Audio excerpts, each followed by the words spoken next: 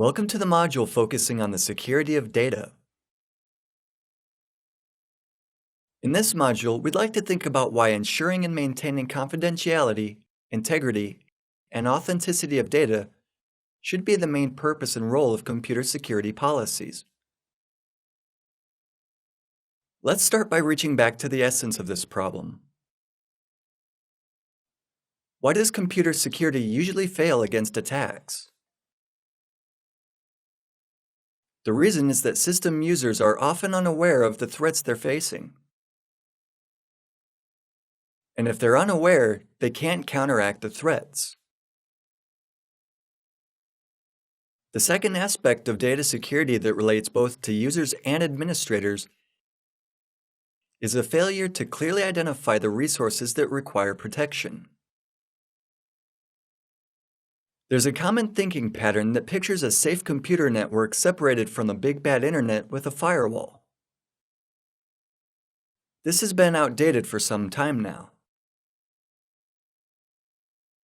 You can't base your security policy on this type of assumption. One problem that relates only to computer systems administrators is their unchecked belief in technology. We tend to think subconsciously that since we've paid a lot of money for security solutions provided by a popular brand, they'll be completely reliable and efficient.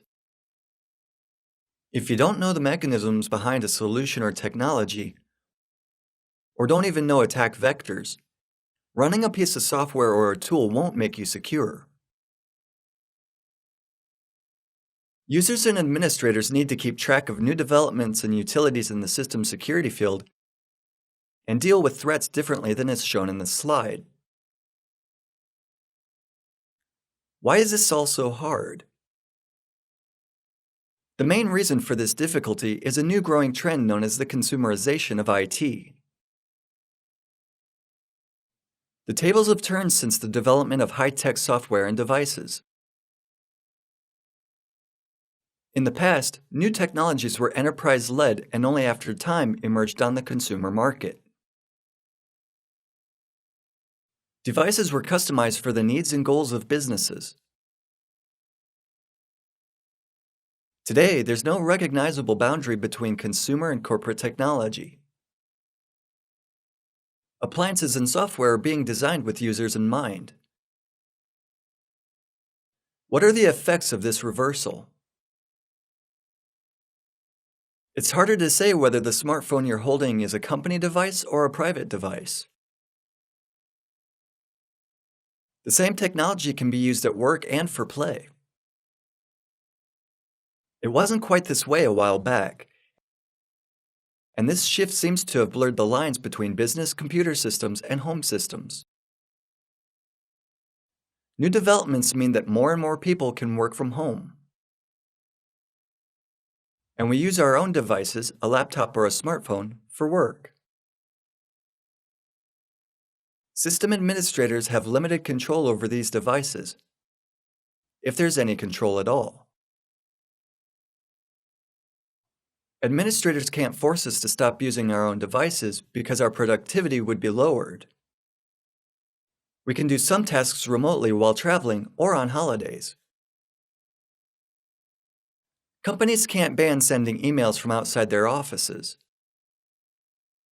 While this would improve security, it just simply isn't feasible. Given this new emerging reality, IT security staff have to reformulate their strategies and actions. A good solution for this problem was introducing a new term. It's ridiculous to say that our security measures are ineffective because script kids launch exploits remotely. Advanced persistence threat has a different ring to it, though. Saying that we can be susceptible to threats that are advanced and persistent is not equivalent to an admission of guilt. APT was coined and defined in 2006 by the US Army, when the military began to realize that existing computer security models were ineffective.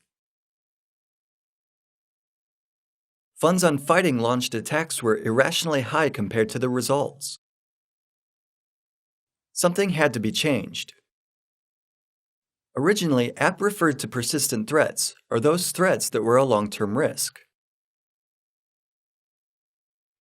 A good example of persistent activity is the slew of attacks on American high-tech companies that were detected by Google and occurred from 2006 to 2007. In this attack, email boxes of the company's staff had been monitored for over a year.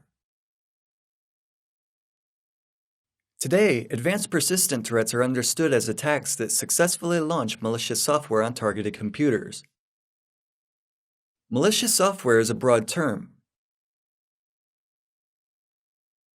We'll show you why launching a program can cause an attacker to take over a system.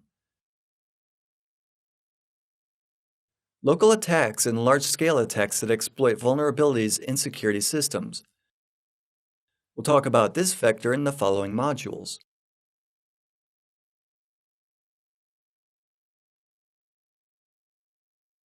By and large, advanced persistent threats include internal attacks.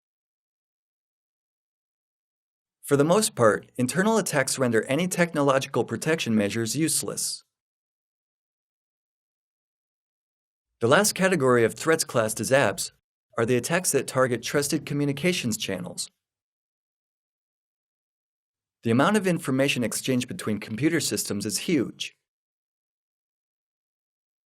Intrusion detection systems implemented in banks and insurance institutions often react only to active suspicious user actions.